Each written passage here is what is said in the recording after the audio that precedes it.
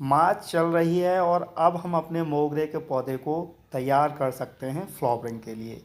आप में से बहुत सारे दोस्त होंगे मोगरा यानी कि जैस्मिन कुछ ऐसा ही हो गया होगा बिल्कुल मरने की स्थिति में। तो आज हम आपके साथ शेयर करने वाले हैं इसका पहला पार्ट, जिसमें हम शुरुआत करेंगे कि मार्च के महीने में हमें मोगरे के साथ क्या करना है। आप हैं चैनल होम गार्डन पर, मैं हूं रविंद्र। और अगर आप पहली बार हमारे चैनल को देख रहे हैं तो प्लीज़ हमें सब्सक्राइब कर लीजिए और वीडियो पसंद आए तो प्लीज़ इसे शेयर भी कर देना। दोस्तों, मोगरा सीरीज़ का ये पहला पार्ट है तो बड़े ध्यान से देखिएगा। सबसे पहला आपको काम करना है कि आपके मोगरा के पौधे पर जितनी भी सूखी शाखाएं, सूखी पत्तियां या डेड पत्तियां हैं उन्हें आपको कट कर देना है। कट करते समय एक सावधानी और रखनी है कि पौधे का बैलेंस देखना है। अगर कोई शाखा ज़्यादा निकल रही है, वो चाहे हरी शाखा है, उसको भी आप कट कर दीजिए। एक बैलेंस बनाइए पौधे का, जिससे पौधे का सही तरीके से विकास हो सके। कोई भी शाखाएं आपको छोड़नी नहीं है।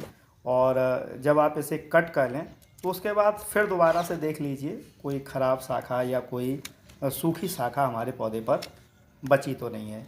ये प्रक्रिया थोड़ी सावधानी से कीजिए, जिससे पौधे की कोई हरी शाखा ज़्यादा टूटने ना पाए। तो आप अपने मोगरे के साथ इस प्रक्रिया को कर लीजिए। और उस समय मोगरे में पानी नहीं लगाना है, यानी कि मिट्टी आपकी सूखी होनी चाहिए। जैसा कि हमने आपको बताया कि मोगरा सीरीज़ का ये पहला पार्ट है और इस पार्ट में हम ऑर्गेनिक तरीका यूज़ कर रहे हैं अपने मोगरा के लिए। तो मैंने गोबर खाद ली हुई है। आप चाहें तो वर्मी कंपोस्ट या कंपोस्ट ले सकते हैं। मात्रा 200 से 300 ग्राम लेनी है।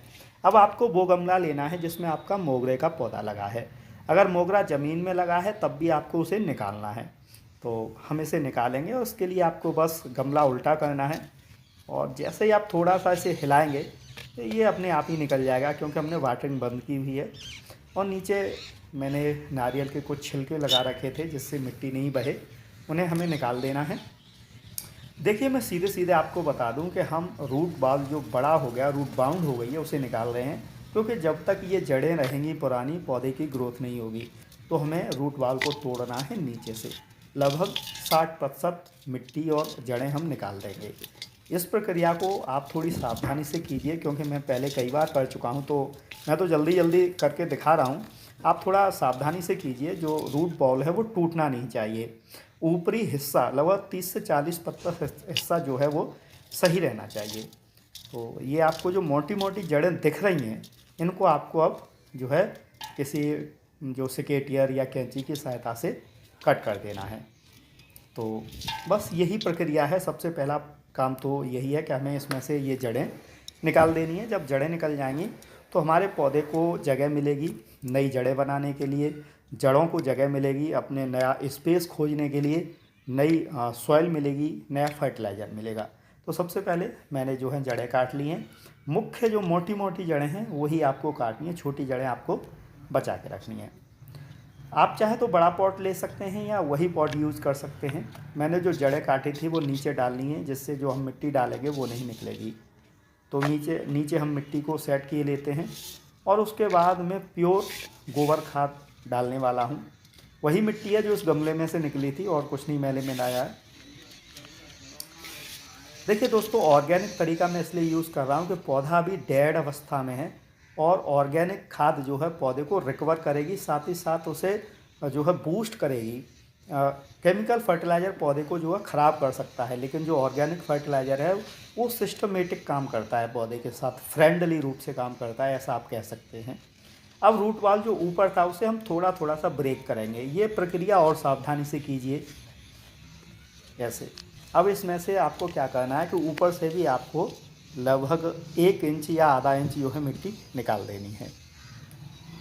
और जब मिट्टी निकालेंगे तो थोड़ी सावधानी रखिए, जो पौधे का तना है वो हिलने नहीं पाए, वरना जो है आपका पौधा ख़राब भी हो सकता है इस तरीके से। और इसमें ऊपर से भी आपको जो है गोबर खाद भर देनी है। ये लीजिए, ये पहला काम हो गया जो आपको मार्च के महीने में ज़रूर करना है। यहाँ ध्यान रखने वाली बात यह है कि जो खाद आप यूज़ कर रहे हैं वो कच्ची खाद नहीं होनी चाहिए, वरना कच्ची खाद जो है आपके पौधे में फंगल पैदा करेगी या उसे सुखा भी सकती है। अब दूसरा जो सबसे महत्वपूर्ण काम है वो है पौधे की पत्तियों की सफाई।